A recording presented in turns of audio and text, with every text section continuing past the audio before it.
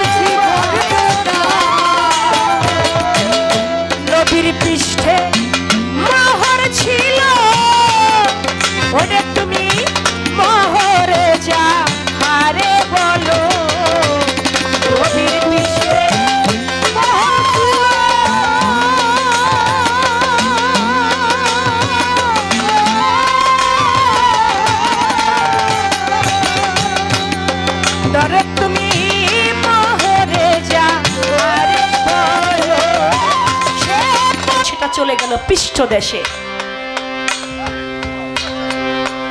ওই পৃষ্ঠ দেশ থেকে পৃষ্ঠ থেকে এই মহরে নবুয়ত প্রতিষ্ঠা পাইল, এবং সেই মহরে নবুয়ত নিয়ে আমার দয়াল নবী ধরাধামে আসলেন। এজন্য বলেছে আহাদ, আহাদ হইতেই হইল আহাম্মদ। যখন সৃষ্টির মূলে আহাদে ছিল, আহাদ হইতে হইল আহাম্মদ। আর আহাম্মদী নকশা নমুনায় ছিল যখন ছিল, তখন ছিল তার নূরের আকার। আর মোহাম্মদী সুরত যখন তিনি ধরলেন দুনিয়ার বুকে, তখন তিনি আসলো মানব আকার। আর মানব আকারে তিনি এসে তার রূপ তিনি প্রকাশ করলেন। নবুয়ত কয় প্রকার? নবুয়ত দুই প্রকার, একটা শুধু নবুয়ত আর একটা মহরে নবুয়ত। শুধু নবুয়ত কারা পাইলেন? যেমন আদম আলাইহিস সালাম থেকে শুরু করে ইব্রাহিম নবী, নূহ নবী, যত নবীগণ, যেমন দেখবেন মুসা নবী তার হাতের লাঠির মধ্যে ছিল কিন্তু তার নবুয়ত। সুলাইমান নবী তার হাতের আংটির মধ্যে ছিল তার নবুয়ত। ইউসুফ নবী তার চেহারার মধ্যে ছিল তার নবুয়ত। আর আমার দয়াল নবী তার নবুয়ত হলো পৃষ্ঠ দেশে। এর জন্য যত নবীগণ দুনিয়ার বুকে এসেছে সবার নবুয়ত আর আমার দয়াল নবীর নবুয়ত কখনো এক নবুয়ত নয়। তারা সবাই যে নবুয়তটা পেয়েছে সেটা হলো শুধু নবুয়ত, আর আমার দয়াল নবী যেটা পেয়েছে সেটা হলো মোহরে নবুয়ত। এই জন্য নবুয়ত হচ্ছে দুই প্রকার। আমার নবী যেটা পেয়েছেন সেটা মোহরে নবুয়ত। এই নবুয়তকে এক একজন এক একভাবে দেখেছেন। কেউ দেখেছে একগুচ্ছ চুলের মতো, কেউ দেখেছে একটা কবুতরের ডিমের মতো, কেউ দেখেছে একটা আইসেলের গুটার মতো, কেউ দেখেছে একগুচ্ছ চুল বা আকাশ দেখলো মোহরে সিল নবুয়ত।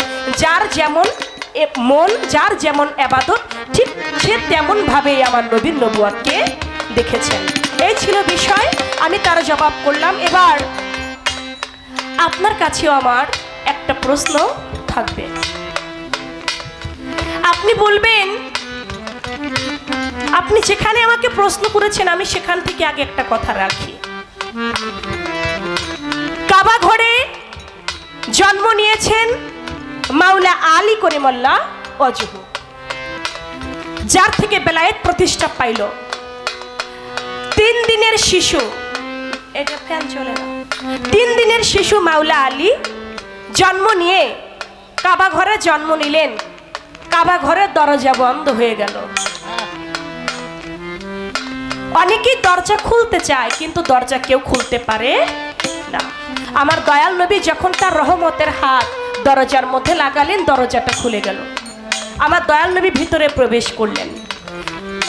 মা হযরত আলীর যিনি মা ছিলেন ফাতেমা বিনতে আসাদ, মাকে জিজ্ঞেস করলেন, কাকিমা আপনার গৃহে নাকি আমার ভাই জন্ম নিয়েছে, কই দেন না আমার ভাইকে আমার কোলে। ফাতেমা বিনতে আসাদ বলে, মোহাম্মদ তুমি কাকে কোলে নিতে চাও? তুমি যাকে কোলে নিতে চাও আলী, তিনি 3 দিন হলো জন্ম নিয়েছে। এর মধ্যে একটা দিন ছোটবাসী ছোট, আমি মা, আমাকে চক্ষু মেলে তাকিয়ে দেখে নাই। আমি মা, আমার দুগ্ধ পর্যন্ত পান করে নাই, একটু হাসে না, কাঁদে না, কেমন সন্তান আমার হইল, আমি তো এই চিন্তাই বাঁচি না। বলে আপনি দেন না আমার কোলে, দেখি না আমার ভাইকে। হযরত আলীকে যখন কোলে দিয়েছে, 2 চোখ মেলে তাকিয়ে সর্বপ্রথম আমার দয়াল নবীর মুখ মোবারক দর্শন করে নিয়েছে। যখন মুখ মোবারক দর্শন করলেন, আমার দয়াল নবী তার জিহ্বাটা হযরত আলীর মুখের মধ্যে ধরলেন। শিশু বাচ্চা যেমন মায়ের স্তন পান করে ঠিক তেমনি করে দয়াল নবীর জিহ্বা মোবারকের লালা মোবারক পান করে সেখানে বেলায়েত হাসিল করলেন। সুবহানাল্লাহ। শুধু তাই নয়, মুখে সূরা মুমিনের 10 আয়াত পাঠ করে শোনাইলেন। তখন কিন্তু কোরআন নাজিল হয় নাই। আপনি বলবেন তখন কোরআন নাজিল হয় নাই, হযরত আলী আল কোরআনের সূরা মুমিনের 10 আয়াত পাঠ করে শোনাইলেন। তখন মা ফাতেমা বিনতে আসাদ অবাক হইয়া আমার নবীকে জানতে চাই, ইয়া রাসূলুল্লাহ আমি কিছুই বুঝলাম না যে আলী 3 দিন হইল দুগ্ধ পান করলো না, হাসলো না, তাকাইলো না, কাঁদলো না, সেই আলী আপনার কোলে যাবার সঙ্গে সঙ্গেই সে আপনাকে দেখলো, আপনার জিহ্বা মুবারকে লালা মুবারক পান করলো, আবার কি জানো কি মুখে পাঠ করলো? বলে কি জানো কি না, কোরআনের সূরা মুমিনের 10 আয়াত পাঠ করেছে। বলে এটা কেমনে কি সম্ভব? বলে কাকিমা ছোট, এই আলীর সঙ্গে আমার সঙ্গে সৃষ্টির মূলেই ওয়াদাবদ্ধ ছিল, পৃথিবীতে আমার মুখ না দেখে তার মায়ের মুখও আলী দেখবে না। আমার জিহ্বা মুবারক থেকে বেলায়েতে হাসিল না করে তিনি তার মায়ের দুগ্ধ পান করবে না। এটা সৃষ্টির মূলেই তার সঙ্গে আমার সঙ্গে ওয়াদা ছিল। আপনি বলবেন তখন যে তার সাথে ওয়াদা হয়েছিল তখন হযরত আলীর রূপ ছিল কি?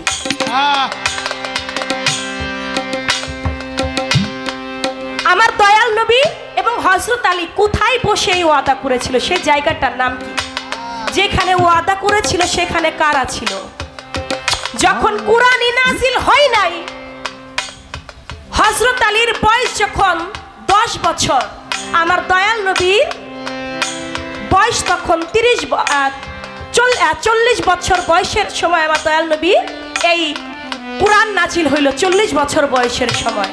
আপনি বলবেন হযরত আলী যখন 3 দিনের শিশু, কুরআন তখন নাজিল হয় নাই, হযরত আলীর বয়স যখন 10 বছর, তখন আমার দয়াল নবীর বয়স 40 বছর, তখন এই কুরআন নাজিল হইল। আপনি বলবেন কুরআন নাজিল হবার আগেই হযরত আলী যে 10 আয়াত মুমিনের পাঠ করে শোনাইলো, এটা কিভাবে শোনাইলো, কেমনে শোনাইলো? এই একটা কথা আপনার কাছে আমার রয়ে গেল। সর্বপ্রথম একটাই, আশা করি আপনারা যতক্ষণ থাকবেন কিছু ভালো কথা অবশ্যই শোনাইতে চেষ্টা করব। আমার কাছে প্রশ্ন করছে কয়টা? 2টা না, আমি করেছি মাত্র 1টা, আরেকটা বাকি আছে। আপনি বলবেন বেলায়েতের মধ্যে এমন একজন আল্লাহর ওলি ছিলেন, সেই আল্লাহর ওলিকে আমার আল্লাহ পাক প্রতি 10 দিন পর পর তাকে বাজার করে খাইয়েছেন। আপনি বলবেন সেই বেলায়েতের ওলিকে, তার নাম কি?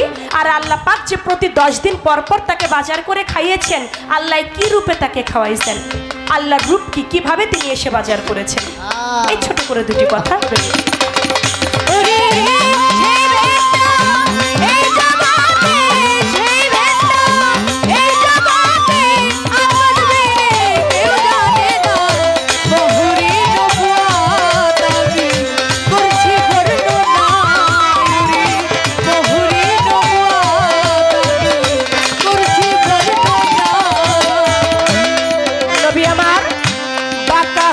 যখন ফানা হইল আবার নবী জন্ম নিল, ফানা হইতে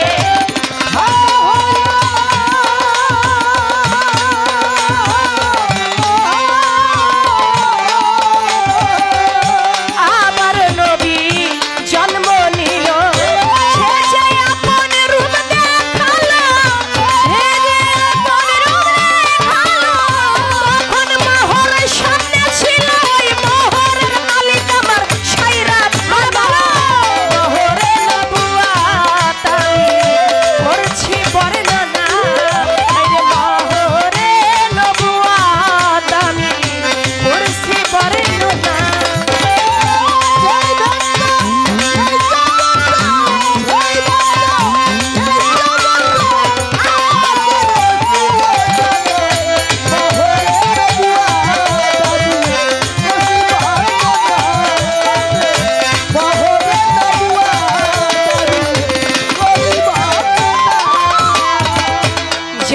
দেখে নবী আসে হইল,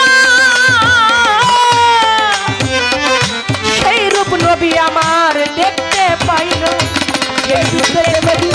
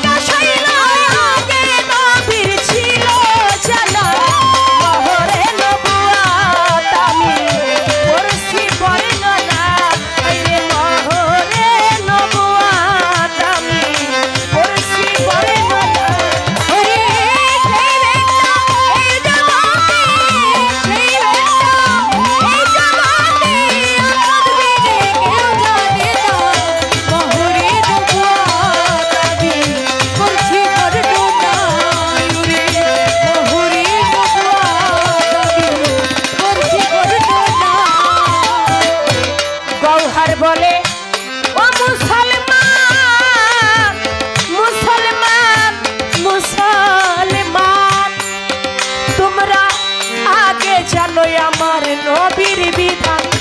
গওহর বলে ও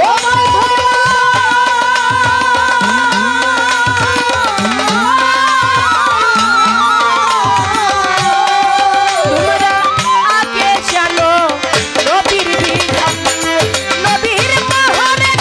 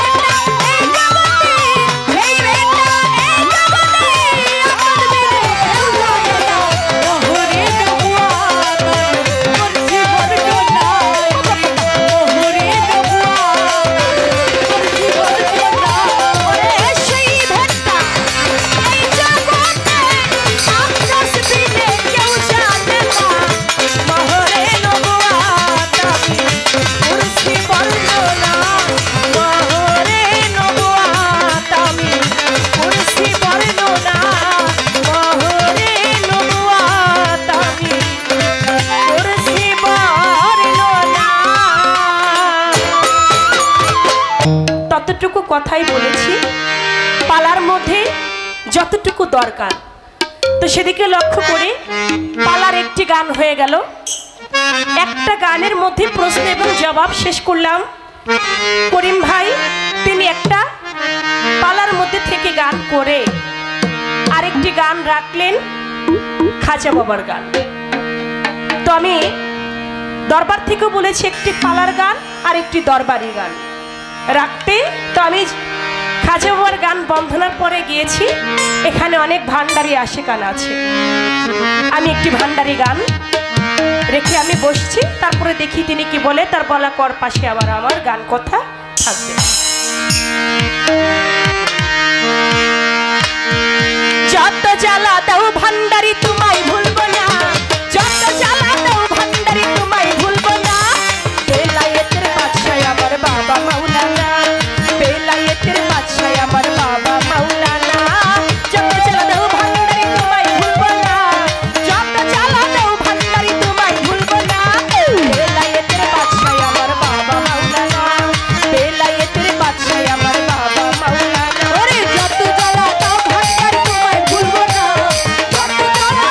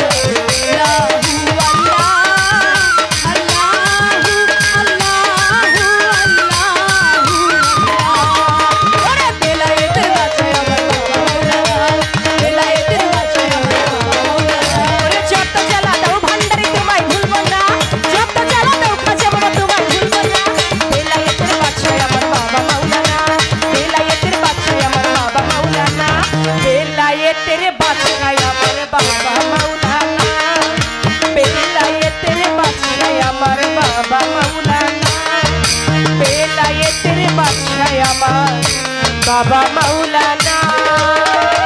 দাদাগুরু গানের প্রতি ব্রজবলী দান সাহেবের একটি গান রাখছিলাম, দেহতত্ত্ব একটি গান। যাবি যদি মাসুপ রূপ দর্শনে, বস আল্লাহর আসে অলি আল্লাহর ধ্যানে। আমার বোন বললেন ভাইয়া স্পিকার যে বেলায়েতের এই গানটা কি বেলায়েতের গান? আচ্ছা বাবা, একজন গুরু কি বেলায়েত প্রাপ্ত না? হ্যাঁ হ্যাঁ তাই তো, সে কি বেলায়েতের অধিকারী না? অবশ্যই। তা আমি গানটা ঠিক ওইভাবেই রাখছি, দেহতত্ত্ব নিয়ে। বেলায়েতের যে একজন জানি কামেল, একজন অলি, আল্লাহর অলি, একজন ফকির মুর্শিদ, তারা বেলায়েত প্রাপ্ত। তো আমার বোনের এইভাবে বলাটা আমাকে ঠিক হয় নাই যে এটা কি বেলায়েতের ভিতরে আছে কিনা। কামেল একজন গুরু, সে কিন্তু বেলায়েত প্রাপ্ত, বেলায়েতের অধিকারী। যাক, আমার গানের ভিতরে তিনি বেলায়েতের গন্ধ বাসনা পায় না, এর জন্যই ধরছে আর কি।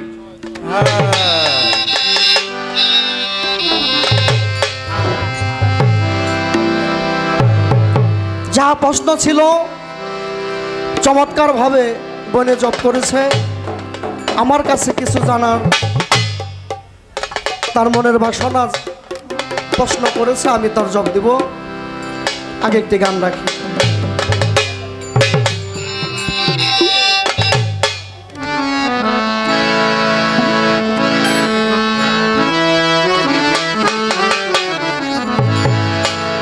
ও তুই অটল জলে মানিক পাবি, অটল জলে, অটল জলে মানিক পাবি হইলে দুবারি। তহিত সাগর কঠিন পারি, তহিত সাগর কঠিন পারি। ওরে অথই জলে মানিক পাবি, অথই জলে, অথই জলে মানিক পাবি হইলে ডুবরি। রে তহিত সাগর কঠিন পারি, রে তহিত সাগর কঠিন পারি। চলে সাগর ধারাতে,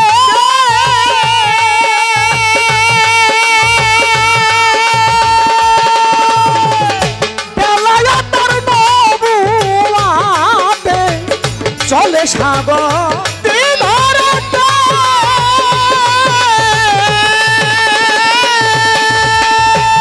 বেলায়েতের নবুয়াতে প্রেমের ধারা গোপনেতে, প্রেমের ধারা, প্রেমের ধারা গোপনেতে যাইতে বন্ধুর বাড়ি। তহিত সাগর কঠিন পারি, তহিত সাগর কঠিন পারি। ওরে অথই জলে মানিক পাবি, অথই জলে, অথই জলে মানিক পাবি হইলে ডুবরি। রে তহিত সাগর কঠিন পারি, রে তহিত সাগর কঠিন পারি। চলে সাগর ধারাতে, বেলায়েতের নবুয়াতে চলে সাগর ধারাতে।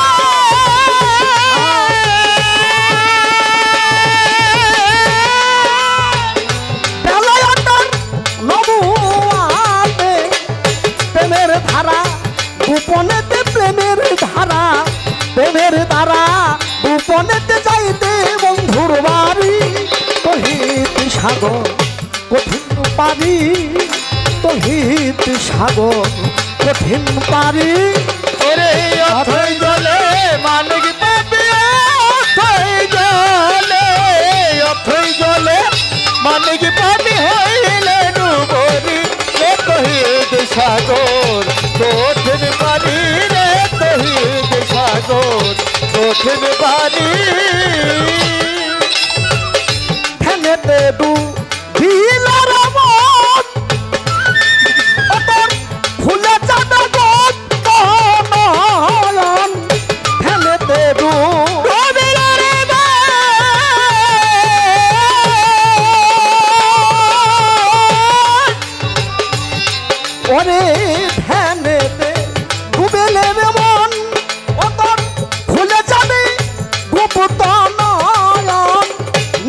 ছাড়া দেখবি স্বপন, নিদ্রা ছাড়া নিদ্রা ছাড়া দেখবি স্বপন, কলব হবে জারি।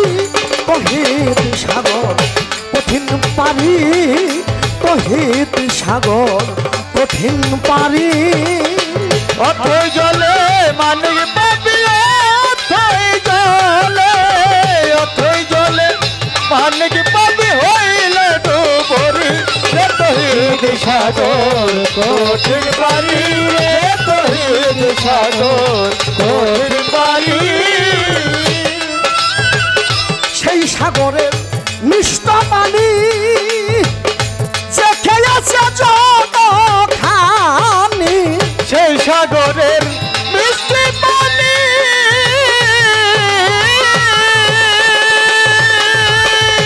যে খেয়েছে যত খানি। সাদত হালিম বলে তেমনি জ্ঞানী, হালিম বলে তেমনি জ্ঞানী, তেমনি তার ফকিরি।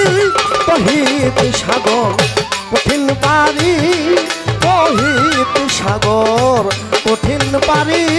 ওরে অথই জলে মানিক পাবি, অথই জলে, অথই জলে মানিক পাবি হইলে ডুবরি। রে তহিদ সাগর কঠিন পানি, রে তহিদ সাগর কঠিন পানি। আমার কাছে প্রশ্ন করেছে, যখন আমার হযরত মোহাম্মদ মুস্তাফা আমার দয়াল নবীর জিব্বা মোবারক, জিব্বা যখন হযরত আলীর মুখের মধ্যে দিলেন, তখন তিনি বেলায়েত প্রাপ্ত হলেন। এমনকি কোরআনের সূরা মুমিনের 10টা আয়াত পাঠ করেছে। যখনই আমার দয়াল নবীর লালা হযরত আলী যখন ও জিব্বা চুষা চুষা যখন খাইছে, যখন বেলায়েত প্রাপ্ত হয়েছে, শুধু কোরআনের মুমিনের 10টা আয়াত পাঠকে ইচ্ছা করলে কোরআনের 18 সিপারা কোরআন মুখস্থ পড়তে পারতো। হ্যাঁ, সুবহানাল্লাহ। আমার হযরত আলী কোনোটাই বাকি থাকতো না, পড়তে পারতো।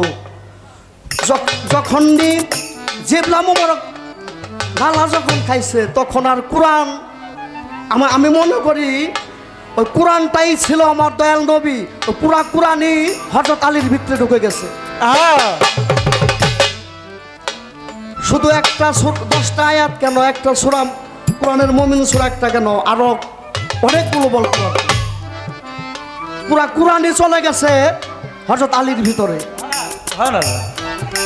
শুধু তা না, আলী কুরুমুল্লাহ জহু মুগ্ধা যা বলতো তাই হয়ে গেত। তখন তার রূপটা ছিল কি,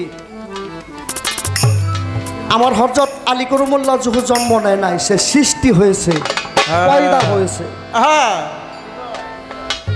তখন তার রূপ ছিল তাস, ওই মাথার মধ্যে তাস রূপে ছিলেন, সে তারা রূপে। আমার আল্লাহ একটা বেলায়েত প্রাপ্ত একজন আল্লাহর ওলি, আমার আল্লাহ স্বয়ং তাকে নিজে আল্লাহ বাজার করে খাওয়াইছে। এটা কার রূপে, কার রূপে আমার আল্লাহ বাজার করে খাওয়াইছে? ওই লোকটার নাম কি? অনেক ভালো কথা। আমার আল্লাহ কার রূপে? হযরত আলীর রূপে গেছিল সেদিন। সুবহানাল্লাহ। কাকে বাজার করে খাওয়াইছে? তার নাম ছিল জুন মিস্ত্রি।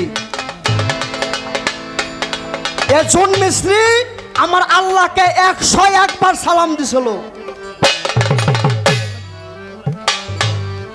আমার আল্লাহ 101 বার, আমার আল্লাহ 101 বার নিজে সালাম দিছে। জুন মিস্ত্রিকে সালামের উত্তর নেয় না। আল্লাহ আল্লাহ করতে করতে, আল্লাহর ইবাদত বন্দেগী করতে করতে জুন মিস্ত্রি নিজেই আল্লাহ ভক্ত হয়ে গেছিলেন। তখন আলীর রূপে আমার আল্লাহ যে জুন মিস্ত্রিকে বাজার করে খাওয়াইছি। আল্লাহ আকবার, আল্লাহ আকবার। এই জায়গায় আমার বোনের প্রশ্ন ছিল, আমি তার জব করলাম। এখন আমার একটি প্রশ্ন থাকবে, আমার দয়াল নবী চাদর গায়ে দিয়ে বসা, চাদর মুড়িয়ে গায়ে দিয়ে বসা। আমার দয়াল নবীর কাছে এক ব্যক্তি গেছে, বলছে হুজুর আপনি আমাকে নবুয়ত দেখান, আপনি আমাকে নবুয়ত দেখান। আমার দয়াল নবী ওই ব্যক্তিকে নবুয়ত দেখাইছিল। আমার জানার দরকার ওই ব্যক্তিকে, তার নাম কি? একটি আরে অথই জলে মালিক পাবি, অথই জলে, অথই জলে মালিক পাবি হইলে ডুবরি রে তহিদ সাগর কঠিন পারি রে তহিদ সাগর কঠিন পারি। সেই সাগরে মিষ্ট পানি ওটা যে খেয়েছে যত পানি, ওরে সেই সাগরের মিষ্টি পানি,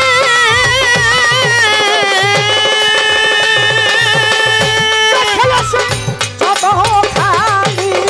হালিম বলে তেমনি কেনি হালিম বলে, হালিম বলে যেমনি কেনি তেমনি তার ফকিরি।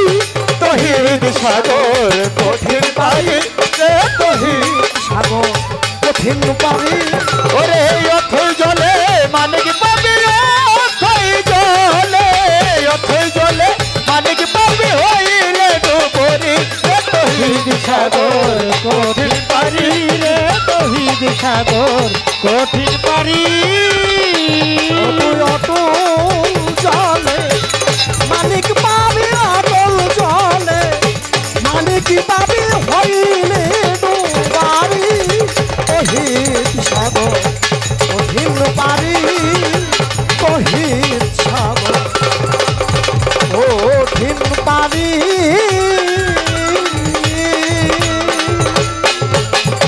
একটু বড় ভাইরা সব ঠিক আছে তো? হ্যাঁ হ্যাঁ, ভান্ডার, ভান্ডার, ভান্ডার। ইউটিউবওয়ালারা বকশিস দিব।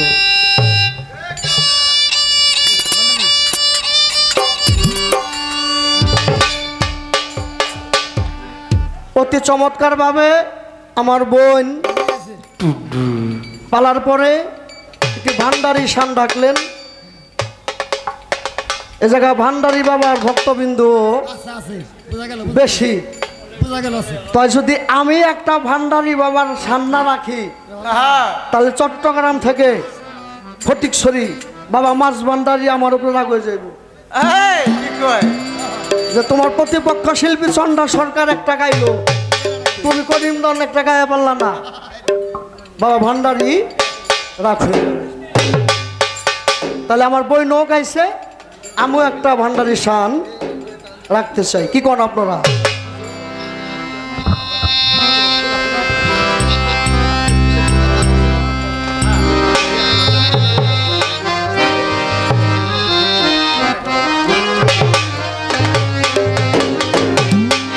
গাউছে লাজম বাবা তুমি এসে জম বাবা তরানো আলা, জম বাবা নুরে আলম তুমি এসে আজো মে বাবা তরানে ওয়াল, ও তুমি এসে আজো বাবা তরানে ওয়ালা। গাউছে লাজম বাবা নুরে আলম ভান্ডারি এসে জম বাবা তরানো আলা। গাউসলা জম বাবা নুরে আলম তুমি এসে আজো মে বাবা তরানে ওয়ালা। গাউসলা জম বাবা নুরে আলম তুমি এসে আজো বাবা তরানে ওয়ালা। ওরে তরানো আলা তুমি বাঁচানো আলা, ওই তরানে ওয়ালা রে বাবা বাঁচানো ওয়ালা। তরানো আলা তুমি বাঁচানো আলা, তুমি এসে জম বাবা তরানো আলা, এসে জম বাবা তরানো আলা। গাউসলা জম বাবা নুরে আলম তুমি এসে আজো বাবা তরানে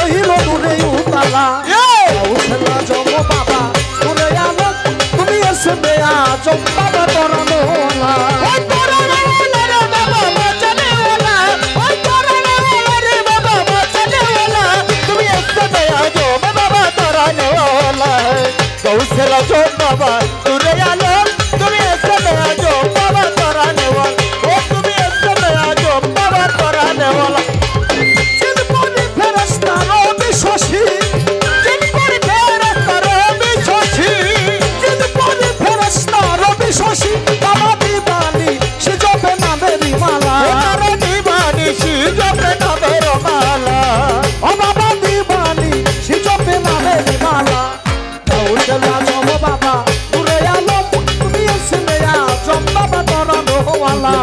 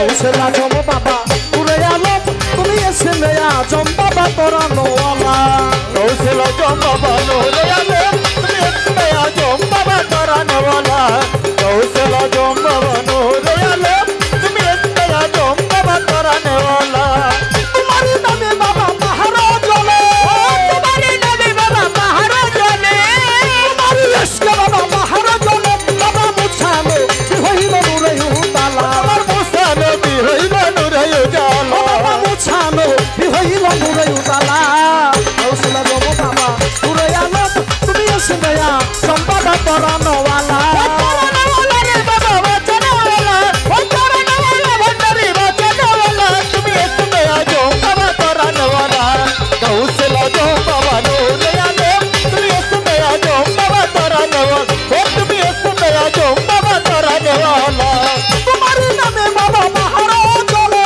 तुम्हारे नामे बाबा महाराज जले तुम्हारे नामे बाबा महाराज जले बाबा मुछानो होइल नुरे उताला मुसानो दी हइल नुरे जाला बाबा मुछानो होइल नुरे उताला गौसेला जम बाबा तुरे आलम तुम्हें ऐसे दया जम बाबा तरानो वाला गौसेला जम बाबा तुरे आलम तुम्हें ऐसे दया जम बाबा तरानो वाला जोम बाबा नुरे आलम तुम्हें ऐसे दया जो बाबा तराने वाला गौसेला जोम बाबा नुरे आलम तुम्हें ऐसे दया जो बाबा तराने वाला गौसेला जम बाबा तुरे आलम तुम्हें ऐसे दया जम बाबा तरानो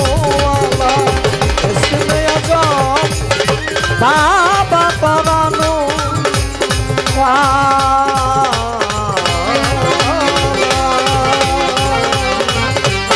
গান রাখলেন অতল জলে মানিক পাবি হইলে ডুবরি, তৌহিদ সাগর কঠিন পারি। এ গান করে আমি যে প্রশ্ন করেছিলাম সুন্দরভাবে তার জবাব দিলেন। আমার কাছে প্রশ্ন রাখলেন,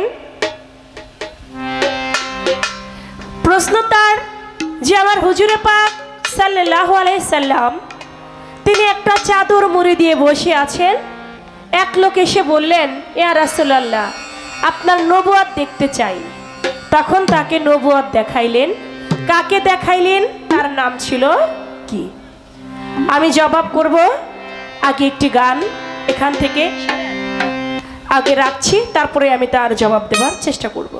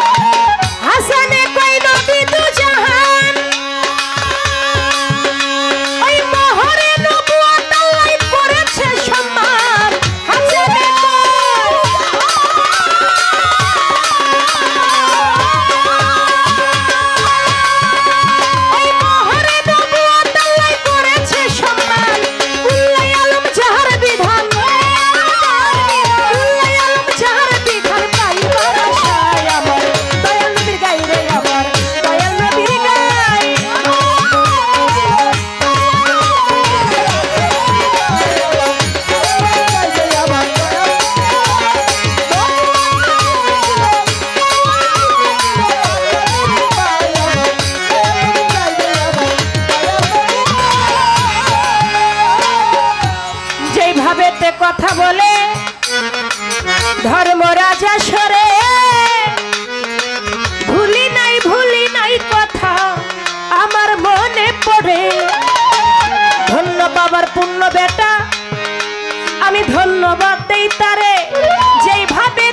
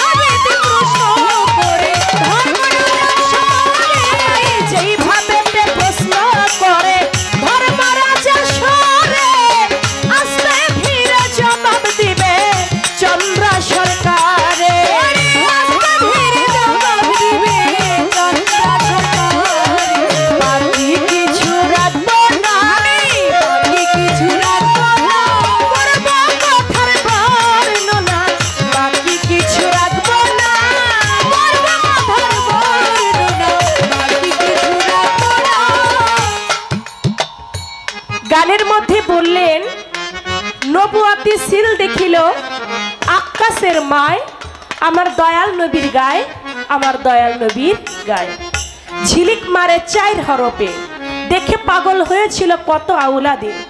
নুরতা চেল্লা তাচিলিতে বিজুলি চমকায় আমার দয়াল নবীর গায়ে।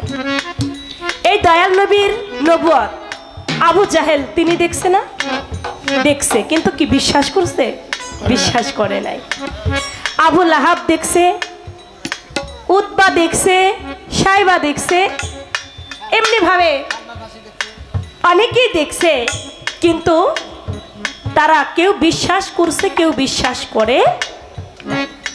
আবু জাহেল তিনি কয়, তুই যে আল্লাহর নবুয়তের নবী মুহাম্মদ, আমি তোকে বিশ্বাস করতে পারি। তুই যদি আকাশের চন্দ্রকে 2 খণ্ড করে দেখাইতে পারিস, তাহলে আমি বিশ্বাস করব তুই আল্লাহর একজন নবুয়তের নবী।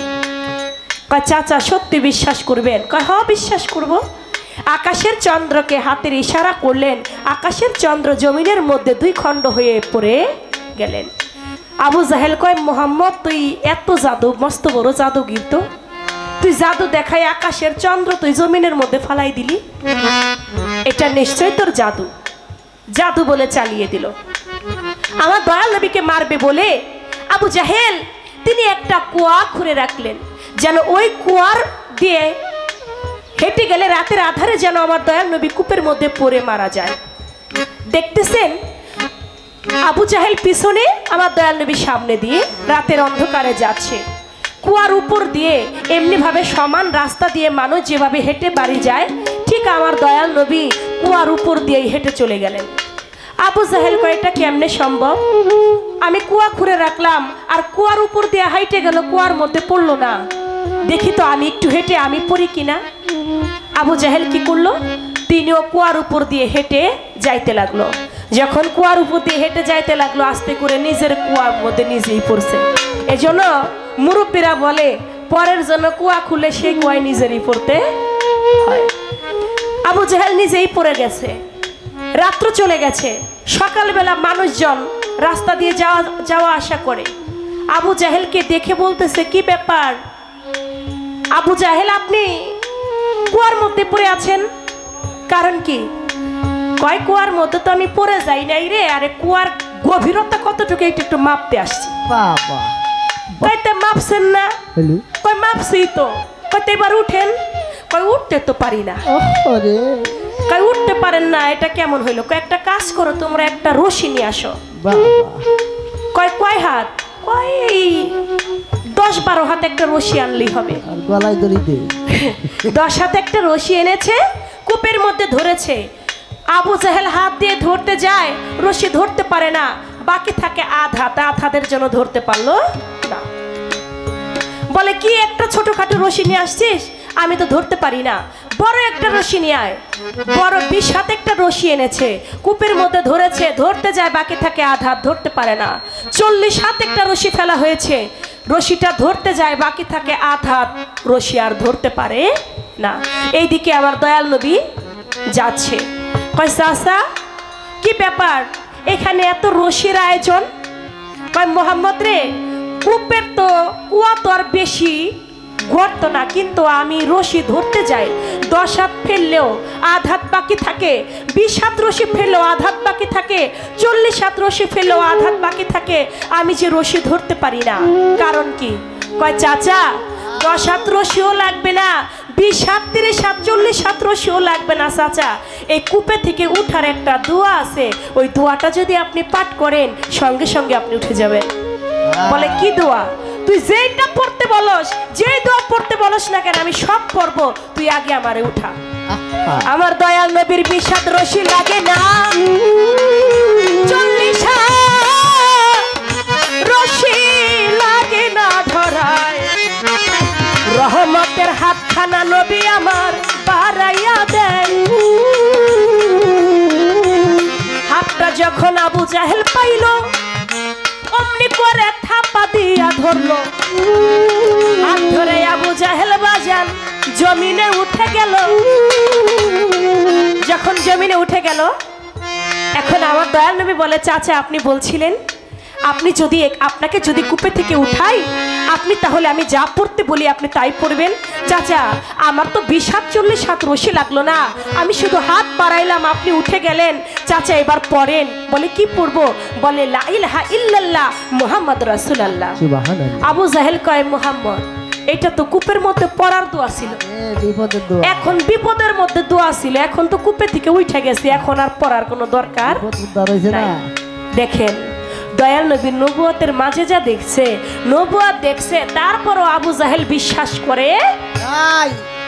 আবু জাহেল কি মারা গেছে? আমাদের সমাজে এখনো আবু জাহেল আছে আছে অনেক অনেক। যারা নবী মুখে মুখে বিশ্বাস করে কিন্তু অন্তরে মানে না।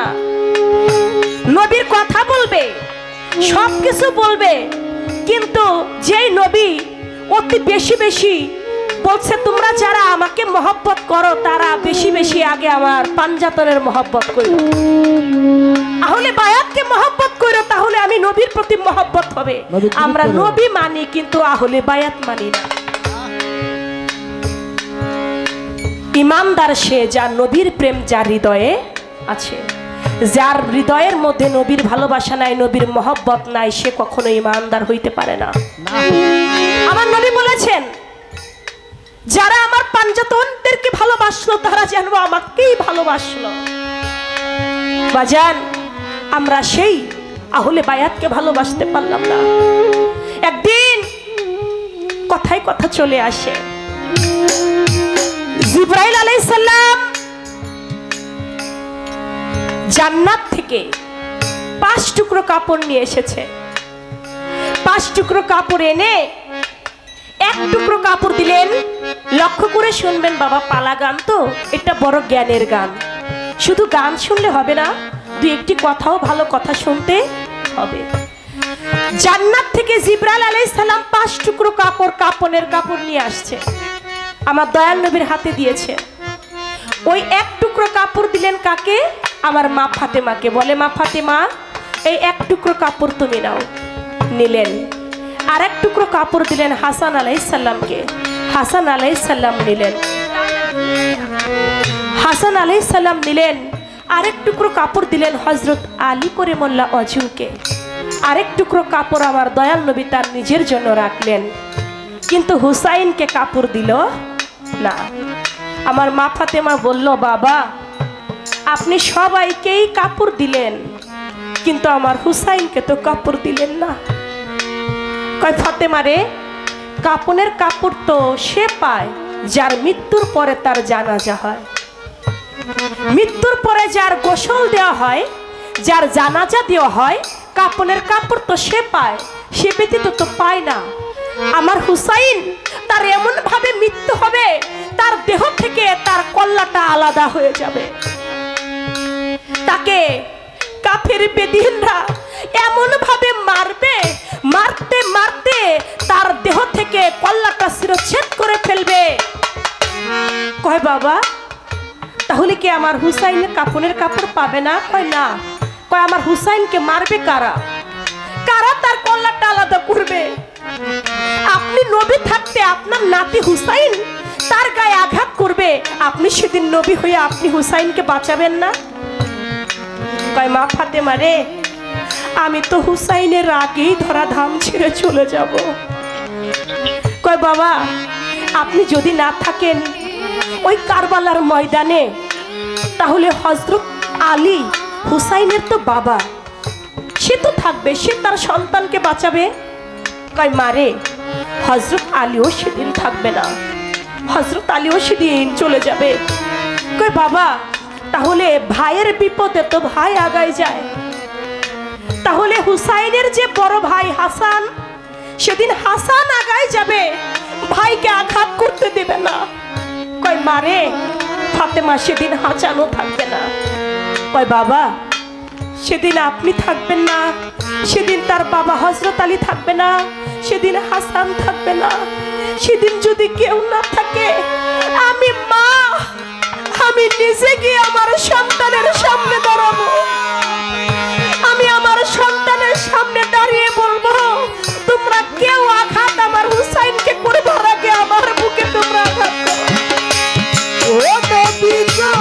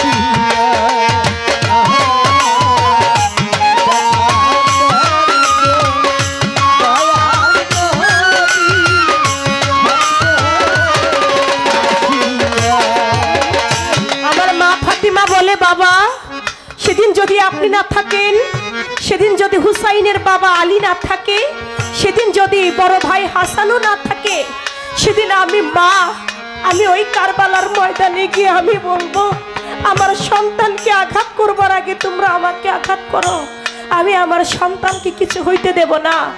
আমার দয়াল নবী কেঁদে কেঁদে বলে, মা ফাতেমা রে, সেদিন তুমিও থাকবা না, আমার 6 মাস পরে তুমিও চলে আসবা। বলে, বাবা তাহলে কে বাঁচাবে সেদিন আমার হুসাইনকে? আমার হুসাইন কারবালার মধ্যে শহীদ হয়ে যাবে, আমার হুসাইনের জন্য কি কান্না করার মতো কেউ থাকবে না? কে কাঁদবে আমার হুসাইনের জন্য? যদি কেউ না থাকে, আমার দয়াল নবী বলে, ফাতেমা রে, আমি দোয়া করি তুমি আমিন বলো। দুনিয়ার বুকে এমন একটা কম সৃষ্টি হবে, ওই কমটা কিয়ামত পর্যন্ত তারা হুসাইনের প্রেমে কাঁদবে, হাই হাসান হাই হুসাইন বলে কিয়ামত পর্যন্ত তারা দু চোখের পানি ছেড়ে দিয়ে কাঁদবে।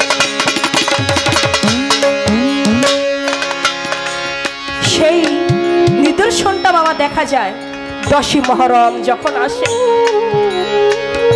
হুসাইনের প্রেমিক যারা আহলে বায়াতের প্রেমিক, তারা হাতের মধ্যে শিকল নিয়ে হাই হাসান হাই হুসাইন বলে দেহটাকে রক্তাক্ত ক্ষত বিক্ষত করে ফেলে। বাবা, হুসাইনি প্রেম যার অন্তরে নাই, তার হৃদয়ে কখনো নবীর প্রেমও নাই। পাঞ্জাতনের প্রেম যার হৃদয়ে নাই, তার হৃদয়ে নবীর প্রেমও নাই। তাই নবীর প্রতি ভালোবাসা রাখতে হবে। তখন হুসাইন কেঁদে কেঁদে বলেছিল, না, যারা আমার জন্য দুনিয়ার বুকে কিয়ামত পর্যন্ত কাঁদবে, আপনি তাদের জন্য কি পুরস্কার দিবেন? আমার দয়াল নবী বলল, আমি সেদিন হাসরের মাঠে দুনিয়ার বুকে যারা হুসাইন বলে কাঁদবে, যারা হাসান বলে কাঁদবে, আমি হাসরের মাঠে আমি আল্লাহর নবী তাদেরকে আরশের ছায়া তলে রাখবো। বাবার কাছে ছোট ছোট পায়ে হেঁটে হযরত আলীর কাছে গিয়ে বলে, বাবা আপনি কি দিবেন তাদেরকে? বলে, হাসরের মাঠে আমি তাদেরকে কাউসারের পানি পান করাবো।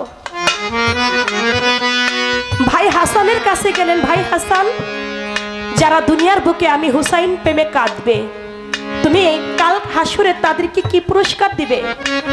বলে, আমি যুবকদের জান্নাতের সর্দার, তাদেরকে জান্নাতের মধ্যে না নিয়ে আমি হাসানও জান্নাতে প্রবেশ করব না। মা ফাতেমাও তাই বললেন।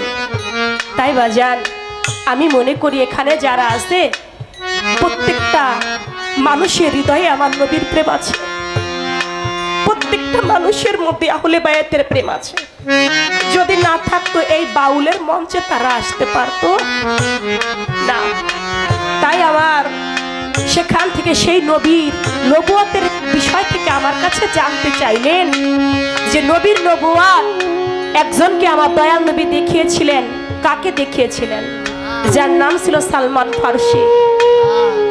একবার দেখাই নাই, 2 বার দেখাই নাই, 4 বার সালমান ফারসিকে আমার দয়াল নবী তার নবুয়ত দেখিয়েছেন। ঠিক আছে। কে ছিল? যার নাম ছিল সালমান ফারসি, তাকে দেখাইলেন। আমার গানের মধ্যে বললেন, নবুয়তের সিল দেখলো আকাশের মায় আমার দয়াল নবীর গায়ে। আকাশের মা নবুয়তের সিল দেখলো, দেখে আকাশকে জানাইলো, আকাশ আমি নবীর পৃষ্ঠের মধ্যে নবুয়তের সিল দেখেছি। দয়াল নবী বলেছে, এই নবুয়ত যদি কেউ দেখে, সে নাকি বিনা হিসাবে তার 14 পুরুষ জান্নাতে যাবে। সুবহানাল্লাহ। আকাশ বলে, মা আপনি কিভাবে দেখলেন? বলে, আমি দয়াল নবীর বাড়ির দাসী, আমি তার খ্যাতমত করতে গিয়ে আমি তার নবুয়ত দেখেছি। বলে, মা আপনি তো তার দাসী হয়ে নবুয়ত দেখছেন, আমি কেমন করে নবুয়ত দেখতে পারি? আকাশ ছলনা করতে থাকে, কিভাবে নবীর নবুয়ত দেখা যায়। ছলনার এক পর্যায়ে গিয়ে আমার দয়াল নবী যখন অন্তিম সজ্জায়, আকাশ আমার দয়াল নবী বলল, হযরত বিলাল তুমি সবাইকে জানাও আমি কারো কাছে কোনো ঋণ আছে কিনা। আমার কাছে কেউ যদি কোনো ঋণ পায়, আমি তার ঋণকে পরিশোধ করে চলে যেতে চাই, তার আগে আমি যেতে চাই না। হযরত বিলাল ধপ বাজালেন, সবার কাছে জানতে চাইলো, কেউ কি দয়াল নবীর কাছে কোনো ঋণ পাও? যদি পাও তাহলে আমাকে জানাও। সমস্ত মানুষ সেদিন নিষেধ করেছিল, কিন্তু আক্কাস বললেন আমার একটা ঋণ আছে হুজুরের কাছে। বলে কি ঋণ? বলে একদিন একটা যুদ্ধে যাওয়ার সময় দয়াল নবী ঘোড়ার পৃষ্ঠে বাড়ি দিতে গিয়া 2টা বাড়ি আমার পৃষ্ঠে দেয়। ওই 2টা বাড়ি আমি দয়াল নবীর গায়ে ফেরত দিতে চাই। আমার কোনো অপরাধ ছিল না, আমার কোনো দোষ ছিল না, কিন্তু দয়াল নবী আমাকে 2টা বাড়ি দিয়েছিল। আমি ওই বাড়িটা দয়াল নবীকে ফেরত দিতে চাই। ওই বাড়ি যতদিন না দিব ততদিন এই ঋণ পরিশোধ হবে না। এই কথা শুনতে পেয়ে আবু বকর সিদ্দিক কান্দে, উমর রাদিয়াল্লাহু তাআলা আনহু কান্দে, আমার হযরত আলী কান্দে, সাহাবা সবাই কান্দে। কান্দে আমার মা ফাতেমা। তারা সবাই একে একে গিয়ে বলে আক্কাস রে, আমার বাবা এখন অন্তিম শয্যায়, দয়াল নবী এখন অন্তিম শয্যায়। দয়াল নবীকে যে 2টা বাড়ি তুমি দিতে চাও, সেই 2টা বাড়ির পরিবর্তে 1000 বাড়ি তুমি আমার গায়ে দাও। কিন্তু আক্কাস বলে তা হবে না, যেই নবী বাড়ি দিয়েছে, আঘাত করেছে, তার গায়ে আঘাত করতে চাই। বলে ঠিক আছে। চলে গেল আমার দয়াল নবী আক্কাসের বাড়ি। যায় বলে আক্কাস, তুমি না আমাকে 2টা বাড়ি দিতে চাও? কই আমি নাকি 2টা বাড়ি ঋণী আছি, দাও তুমি আমার গায়ে বাড়ি দাও। আক্কাস বলে ইয়া রাসূলুল্লাহ, আপনি যখন আমাকে 2টা লাঠির আঘাত করেন তখন দুনিয়ার কোনো মানুষ ছিল না, আমি একা ছিলাম ঘোড়ার পৃষ্ঠে। আর এখন আপনাকে যদি আমি লাঠির বাড়ি দেই, এখন তো এখানে কত আপনারা সাহাবাগণ, তারা তো সবাই দেখবে, আমি এখন আপনাকে আঘাত করব না। বলে কখন করবে? বলে আপনি একটা ঘরের মধ্যে যাবেন, যেখানে কেউ থাকবে না, আমি সেখানে আপনাকে লাঠির আঘাত করব। আমার দয়াল নবী ঘরের মধ্যে ঢুকলেন, আক্কাসকে ডাকলেন, আক্কাস আসো, তুমি আমাকে লাঠির আঘাত করো। আক্কাসও গেলেন।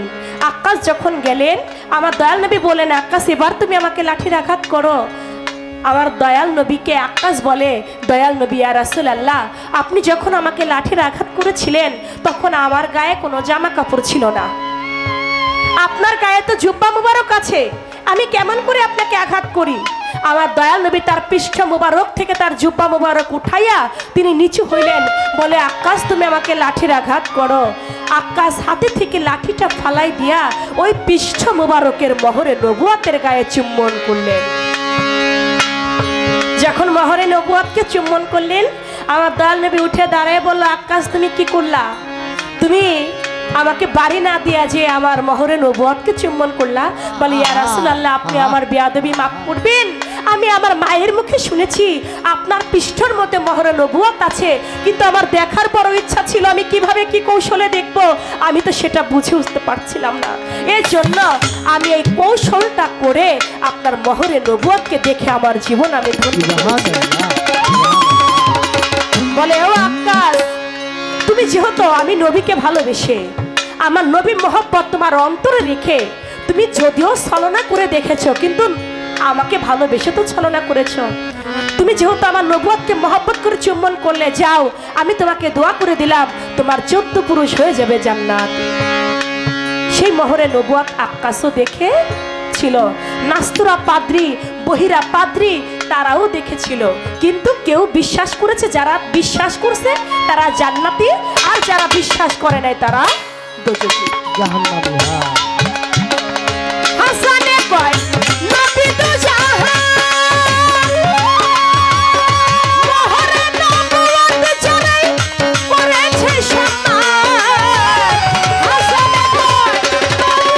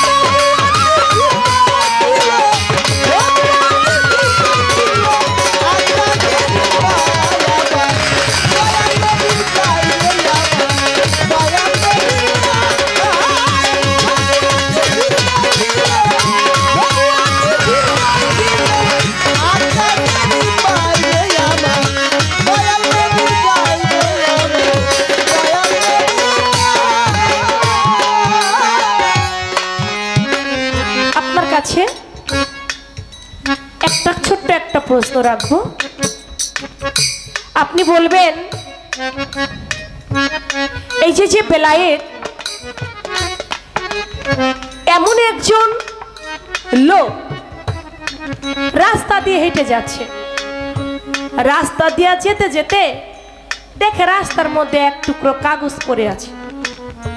তো ওই কাগজ টুকরা হাতে পাইয়া তিনি কি করলেন, আস্তে করে মুখের মধ্যে নিয়ে তিনি খেয়ে ফেললেন। আর যখন খাইলেন, খাওয়ার সঙ্গে সঙ্গে তিনি বেলায়েতি হাসিল করলেন। আপনি বলবেন একটা সাধারণ ব্যক্তি, বেলায়েত তো কোনো সাধারণ বিষয় না, এটা অনেক কর্ম করে অনেক সাধনা করে প্রাপ্ত হইতে হয়। কিন্তু তিনি রাস্তার মধ্যে একটা কাগজ পাইলেন, কাগজ পায়া তিনি খাইলেন, খাওয়ার সঙ্গে সঙ্গে তিনি বেলায়েতি হাসিল করলেন। তার নাম ছিল কি? তিনি যে বেলায়েতটা হাসিল করলেন ওই বেলায়েতের নাম কি? এই বিষয়টা থেকে আপনি যেহেতু আমাকে একটা প্রশ্ন করেছেন, আমি আপনারে কষ্ট করাইতে চাই না, আপনি একটা প্রশ্নের জবাব দিবেন।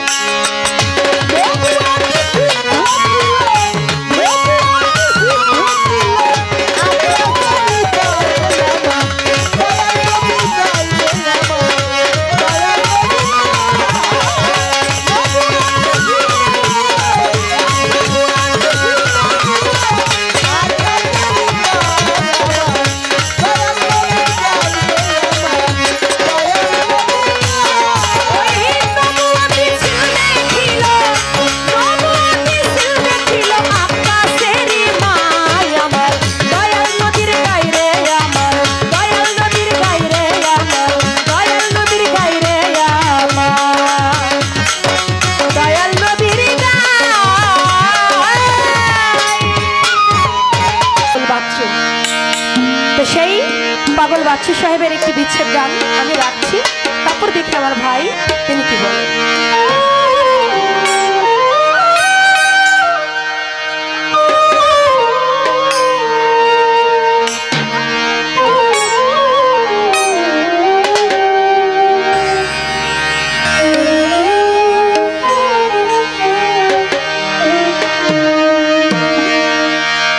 আমার তখন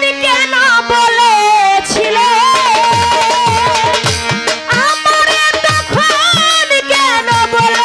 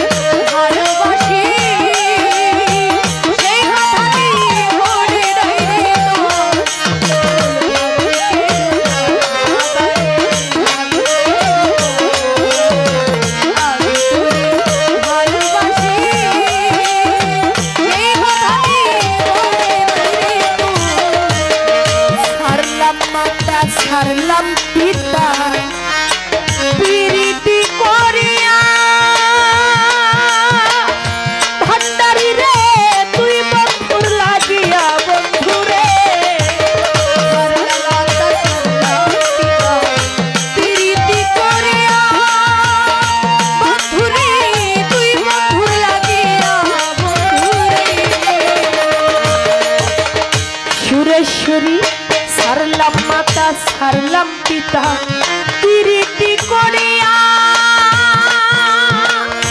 ওরে আমি তুই বন্ধুর লাগিয়া বন্ধুরে ওরে এখনকার বুকেতে থাকো বন্ধু ওরে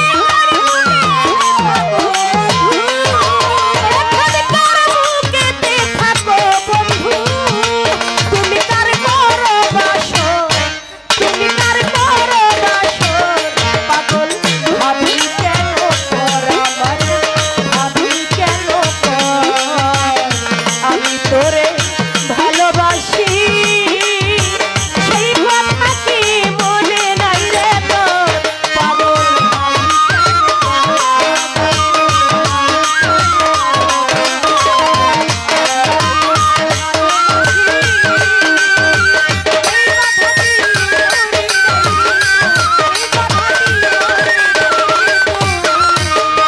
পাগল বাচ্চু কান্দে বসে হইয়া যারে যা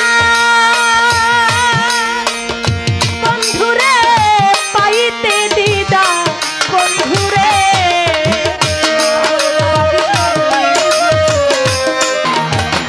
পাগল বাচ্চু কান্দে বসে হইয়া যারে যা এখন পাইতে দিদা বন্ধুরে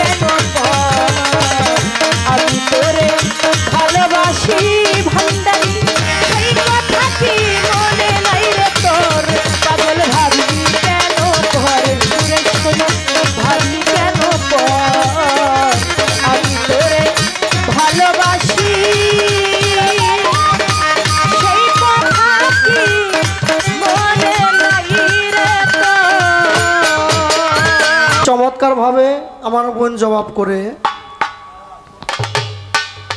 অতি চমৎকার করে অনেক সুন্দরভাবে জবাব দিয়েছে। আমার কাছে ছোট একটি প্রশ্ন রাখছে, আমি তার জবাব দিব। আগে আমার একটি পালার গান আমি রাখি, তারপরে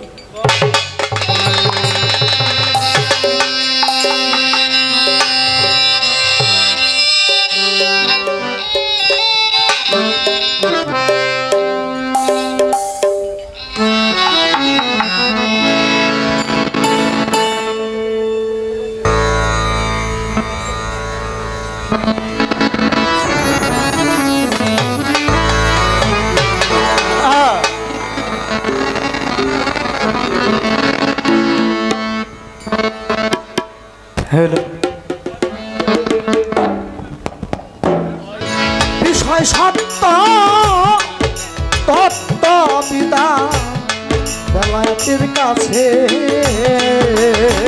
ওরে পীরে আল্লাহ ভক্ত বিষয় তত্ত্ব তত্ত্ব বিধান বেলায়েতের কাছে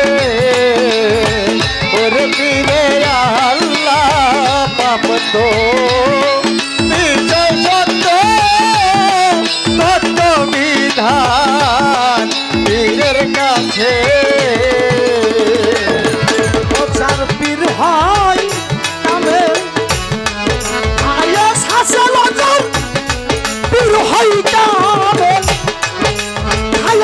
আছে চালু হয়ে আছে সে পায়াছে ওরে পীরে আল্লাহ ভক্ত বিষয় সত্য তত্ত্ব বিধান পীরের কাছে ওরে পীরে আল্লাহ ভক্ত বিষয় সত্য তত্ত্ব বিধান পীরের কাছে যেতে হলে ওই চচার কুটে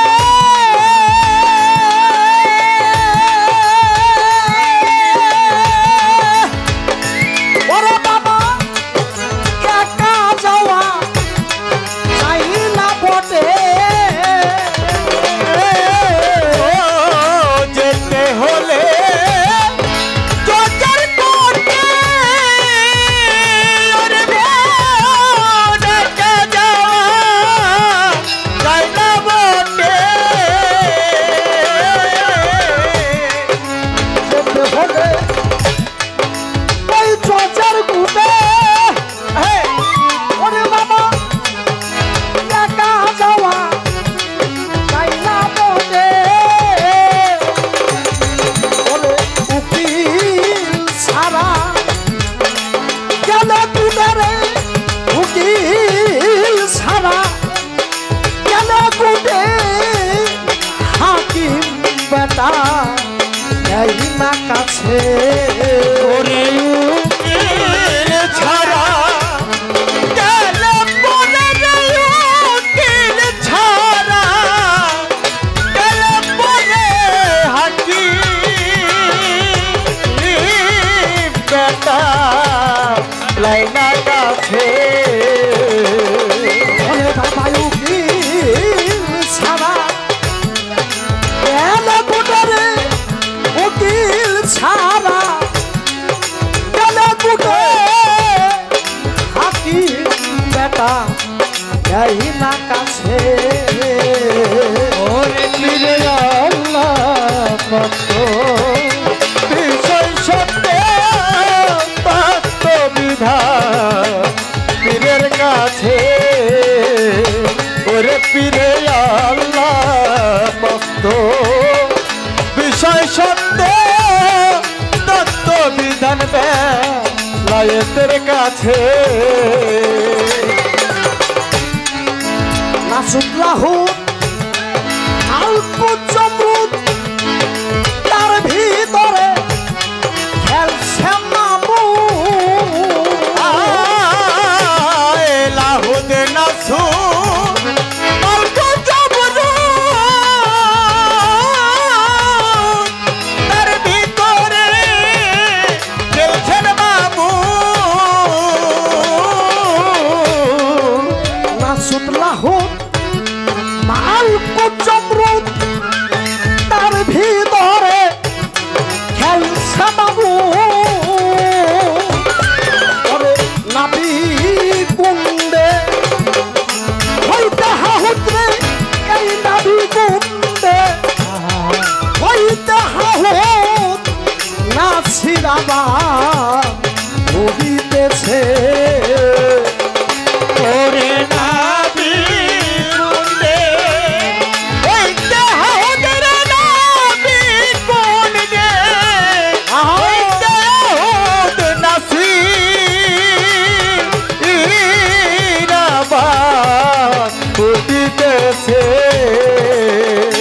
আমারে নাবি কুন্দে হইতে হাহুদ্রে এই নাবি কুন্দে হইতে হাহুদ নাছিরাবা উড়িতেছে ওরে পীরে আল্লাহ ভক্ত বিষয় সত্য তত্ত্ব বিধান লায়েতের কাছে ওরে পীরে আল্লাহ ভক্ত বিষয় সত্য তত্ত্ব বিধান লায়েতের কাছে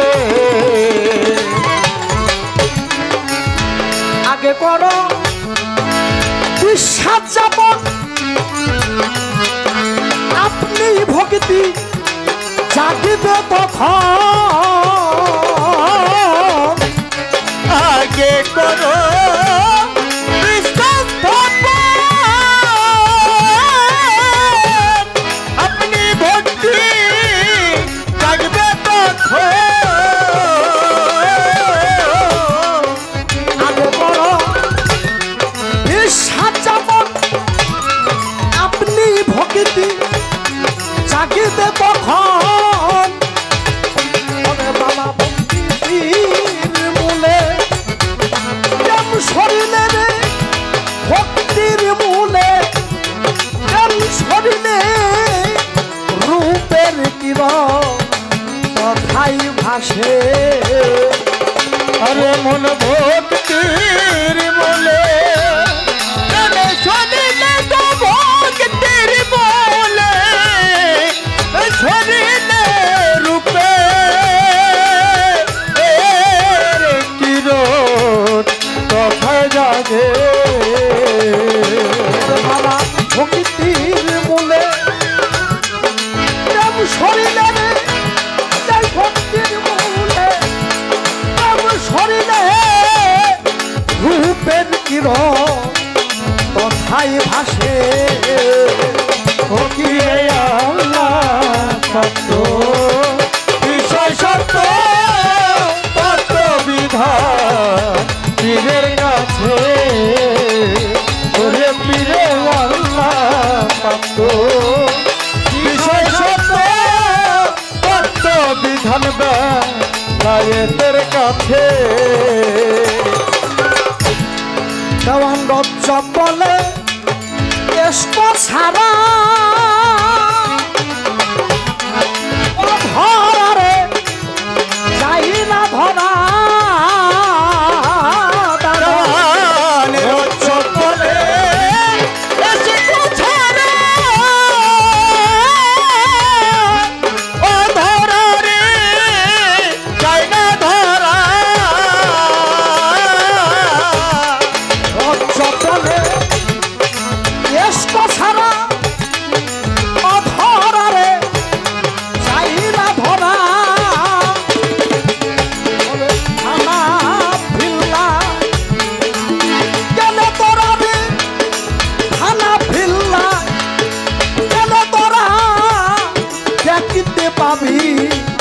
চোখের কাছে আরে তোরা ভানা ফিলাই গেলে তোরা ভানা ফিলাই গেলে তোরা দেখতে পাবি চোখের সামনে ওরে ফিরে আল্লাহ বিষয় সত্য তত্ত্ব বিধান পীরের কাছে ও পীরে আল্লাহ ভক্ত বিষয় সত্য তত্ত্ব বিধান পীরের কাছে ওরে ফিরে আল্লাহ বিষয় সত্য তত্ত্ব বিধান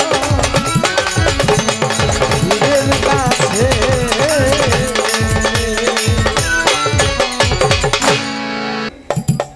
রাস্তা দিয়ে হাইটা যাইতেছে একটা কাগজের টুকরা, একটা কাগজ রাস্তায়, ওই কাগজটা ও লোকটা পেল, কাগজটা নিয়েই সঙ্গে সঙ্গে ওই ব্যক্তি খেয়ে ফেলছে।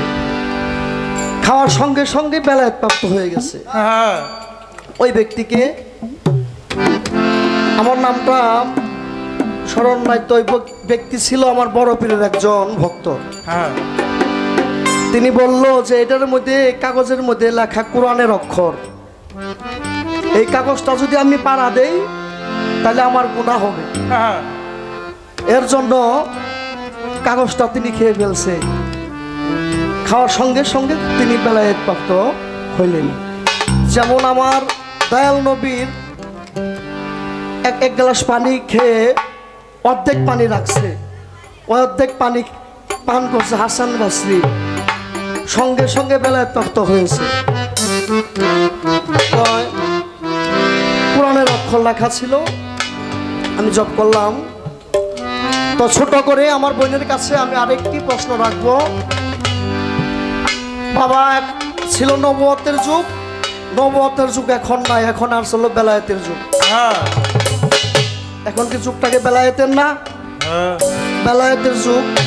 আমার জানার দরকার, এই যে নবুয়ত এখন কোথায়, কোন অবস্থায়, কোন জায়গার ভিতরে ঘোষিত আছে? এখনো নবুয়ত কার কাছে আছে?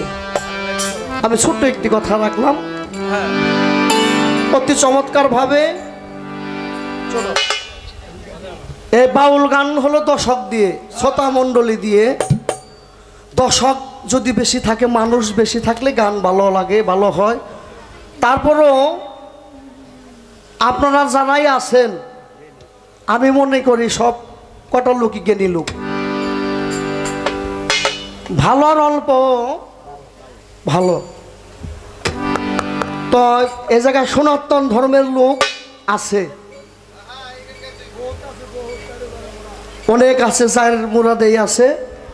তো আমি এই আসরের পরে যদি সময় পাই, আমি একটি সনাতন ধর্মের, হিন্দু ধর্মের একটি গান রাখবো, যদি আপনার অনুমতি দেন। শপথ তো মিলাই গাইতে হয়। হ্যাঁ, তো এখন একটি বিচ্ছেদ গান আমি রাখি আমার বইনে, অতি চমৎকারভাবে। সুরের রাজা, বিচ্ছেদের যে রাজা ছিলেন আমার বাবাজি পাগল বাচ্চু সাহেব, তার একটি গান রাখলেন। তাই আমি একটি গান রাখবো ফতুল্লার,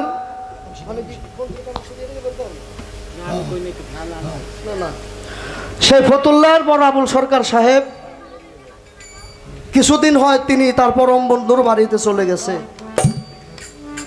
আল্লাহ কাকে কখন ডাক দিবে বলা যাবে না।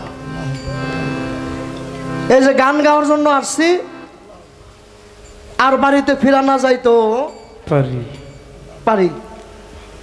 আসার সিরিয়াল আছে, যাওয়ার কোনো সিরিয়াল নাই। কে কখন চলে যাব, যাকে ডাক দিবে তারই যাইতে হবে, যাওয়া কোনো মাপ নাই।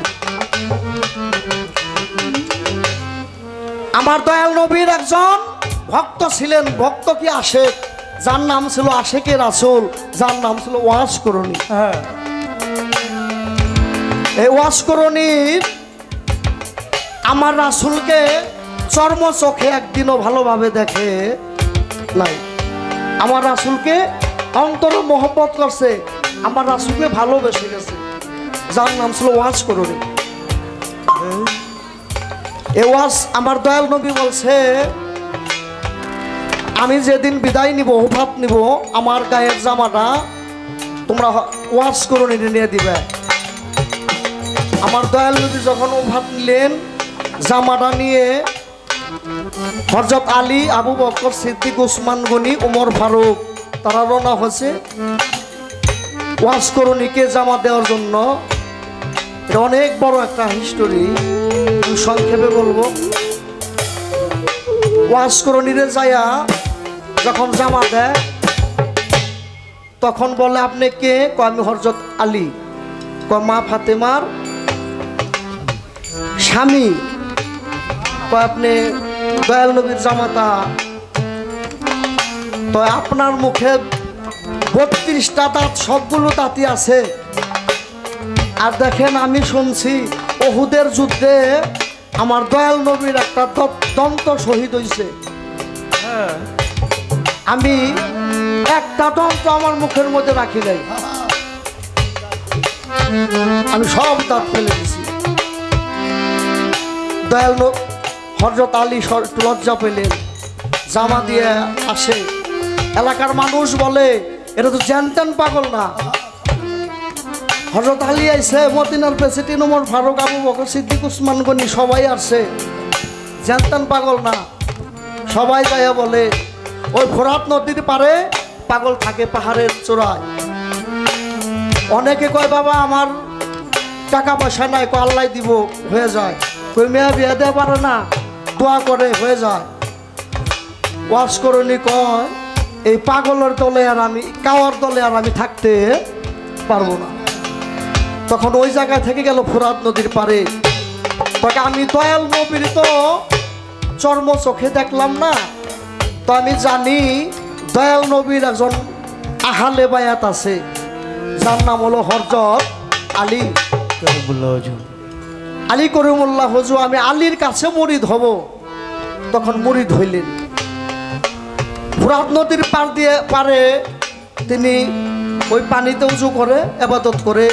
গভীর রাত্রে কিছু ঘোড়া ওই শিল্পী ফোরাত নদীর পার দেওয়া যায়, ওয়াজ করো নিজে দাঁড়াইছে, তোমরা কারা, কই যাও? শিল্পিনের ময়দানে মাবিয়ার সাথে হযরত আলীর সাথে যুদ্ধ লাগছে, আমরা হযরত আলীর সৈনিক, আমরা যুদ্ধে যাইতেছি। তখন ওয়াজ করনি বলে, আমিও হযরত আলী একজন সৈনিক, আমাকে সঙ্গে করে নিয়ে নাও।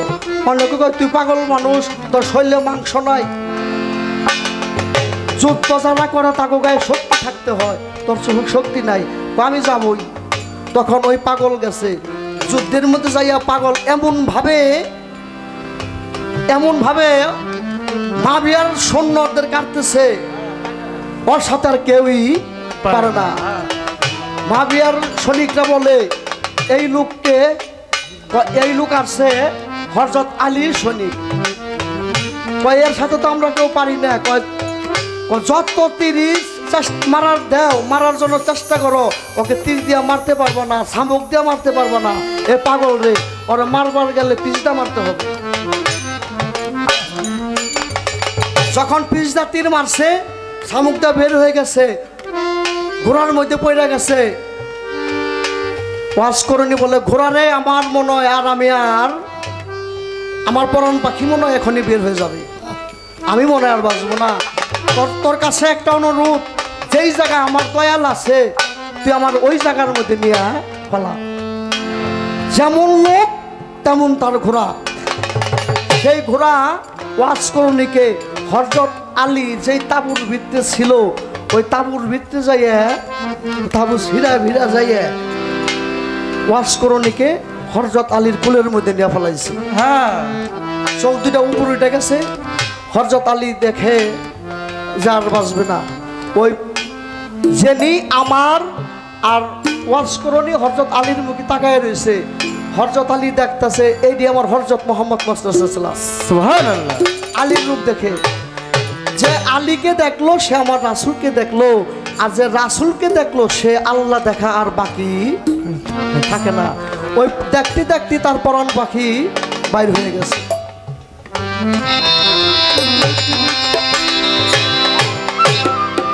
পরাণ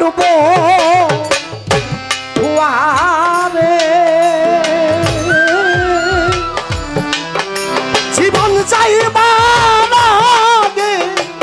দেখা দিও, পরাণ বন দুয়ারে জীবন যাইবার আগে দেখা দিও, ও পরাণ বন দুয়ারে জীবন যাইবার আগে দেখা দিও। পরাণ ধোয়ারে পরাণ চাইবার আগে দেখা দিও, পরাণ বন দুয়ারে পরাণ যাইবার আগে দেখা দিও, ও পরাণ বন দুয়ারে জীবন যাইবার আগে দেখা দিও। তোমার বুকে মাথা রেখে রে,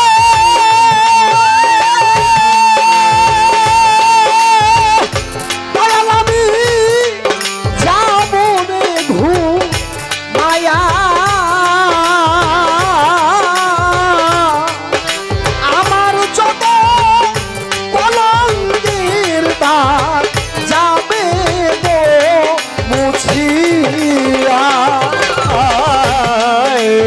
তোমার বুকে মাথা রাখি রে ওরে আমি যাব রে গো ভাইয়া আমার যত কলঙ্কের দাগ যাইব রে মুছিয়া তোমার বুকে মাথা রেখে রে দয়াল আমি যাবো রে ঘুমায়া আমার যত কলঙ্কের দাগ যাবে গো মুছিয়া আমি আর বলবো না ঘুম আসে না আমি আর বলবো না ঘুম আসে না আর বলবো না ঘুম আসে না আমার একা ঘরে প্রিয়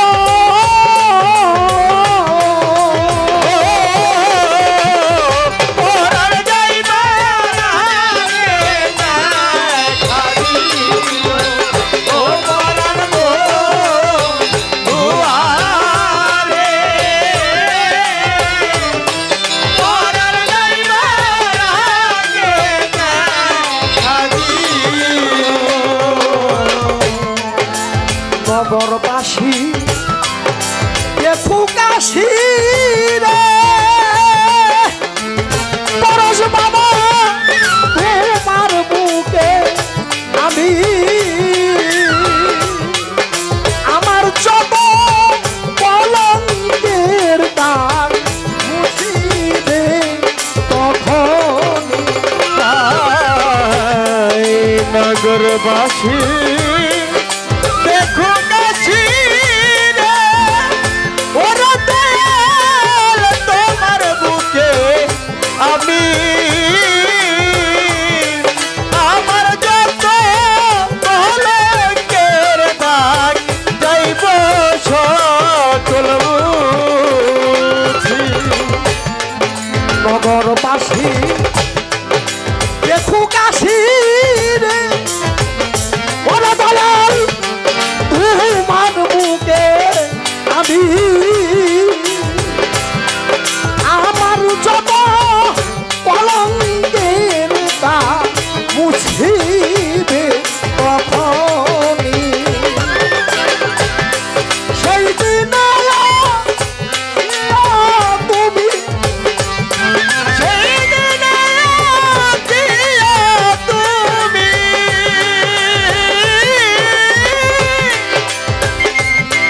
সেই দিনে শিয়া তুমি তোমার মনের কথা কয়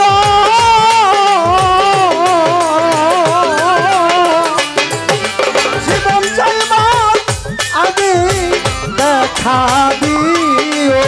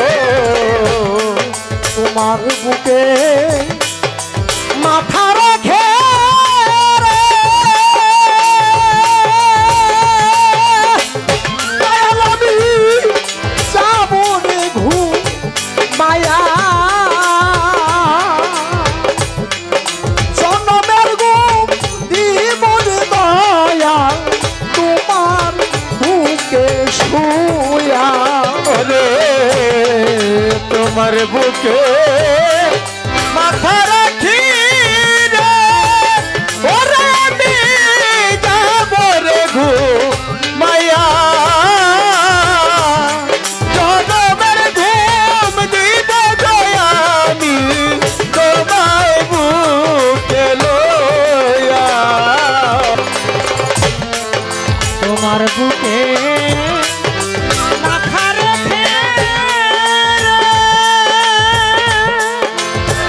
ওরে দয়াল যাব রে ঘুমাইয়া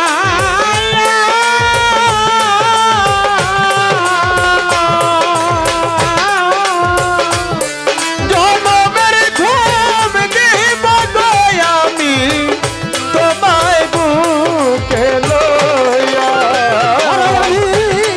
আর বলবো না ঘুমাসে না ওরে আমি আর বলবো না ঘুমাছে না আর বলবো না ঘুমাসে না আমার একা ঘরে দিও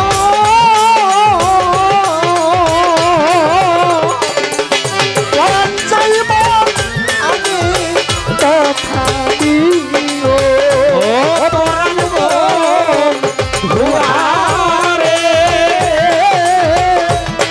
পরাণ যাইবার আগে দেখা দিও ও পরাণ গো দুয়ারে পরাণ যাইবার আগে দেখা দিও এই যে আমার ওই শেষের দিন রে অলি বাইরে নাই বেশি দিন আর বাকি তোমারে দেখিয়া যেন আমার তোর হয় পরাণ পাখি এই যে আমার ওই শেষের দিন রে আমল বাবা নাই বেশি দিন আর বাকি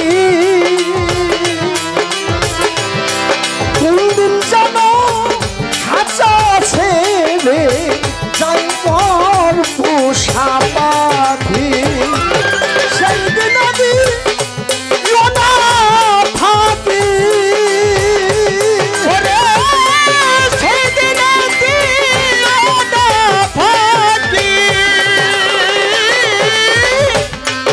সেই দিন আমি লোনা থাকি সরকার আবুলে রে নিয়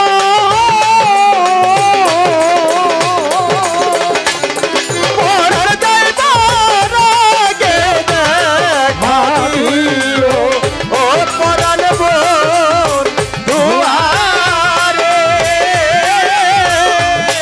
পরাণ যাইবার আগে দেখা দিও ও পরাণ বোন দুয়ারে